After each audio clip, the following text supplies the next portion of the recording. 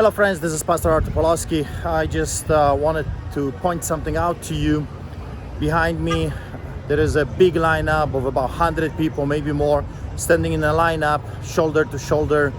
Majority of people are not wearing masks and are waiting to skate, which is a beautiful thing. I'm all for it. I'm all for the people, Calgarians, Canadians, to go out there and exercise their God and state-given right to exercise. However, what troubles me is the unequal application of the law. One law for thee, one law for me. You've got over 100 people standing in a lineup, and after that they will be cruising around with their skates and it's all good. But what is the difference between our lineups when we feed the homeless people and the lineups for people to go and skate? I mean, what is the difference? I showed you the lineup. People are standing next to each other and they're going to be cruising around and there's absolutely no problem.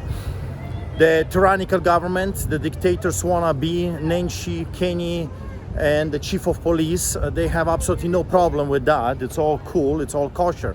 However, our lineups are not good because we are feeding the homeless people. We're feeding the mentally ill, the disabled. We're feeding the people that no one else wants to take care of. The people that are living under the bridges, in bushes. People that are excluded from society.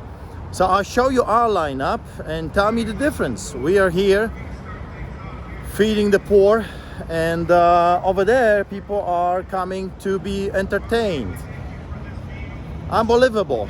In our lineups there are some people that are wearing masks, some people that are not wearing masks. That's up to them. They're adults and they are making their own choices.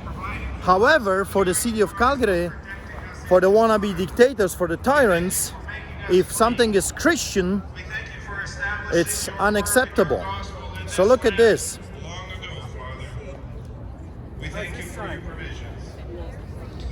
I was just talking about the hypocrisy of the state. You got over 100 people in a lineup over there, waiting to skate, and they're okay. But you might get COVID on this side. No problem. Yeah. Are you really worried about COVID? No problem. Favorite place to Well, I'll start it off, I guess. When Pastor Art is free, he will come on up here.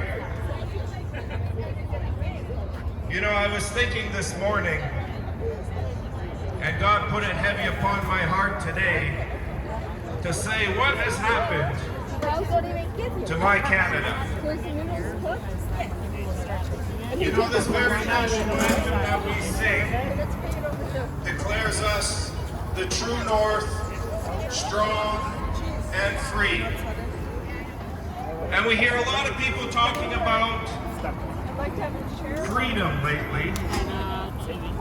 And I want you to know that only through Jesus Christ will you ever attain true freedom.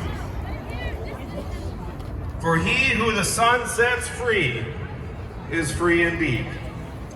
So if you're feeling captured and tied down in this day, Well, I just showed you the difference. A lineup here, a lineup there. People standing for whatever they think they need. Here is necessities of life, food, something to eat, something to drink. Over there for entertainment purposes. And I would suggest to you that both of those things are needed. People need to have the right to exercise and they have the right to get the necessities of life. The government, the mayor of the city is a hypocrite, he's a liar, he's a cheater. The premier is a hypocrite. In one hand he allows our freedom and in another hand he takes them away. They're hypocrites, double standards, liars and cheaters. I hope you see that. Mainstream media crying and whining about some issues.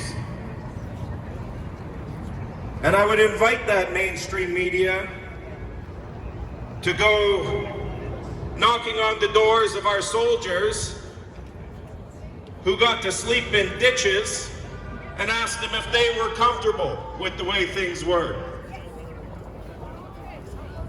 Or how about the farmers who get to go out at harvest time and work 16-hour days? Or the construction workers? So why is it we're crying about our medical professionals in these days so much? Why have we forsaken our strength? This is not the country that was founded by our forefathers. And I'm going to challenge you, medical professionals and mainstream media. God bless you. I appreciate all you do. I don't want you to mistake what I'm saying. But if this is a bad time for you and your profession, I recommend you take the Canadian way, pull up your socks, and get to work. Quit crying about your problems. Quit being so weak.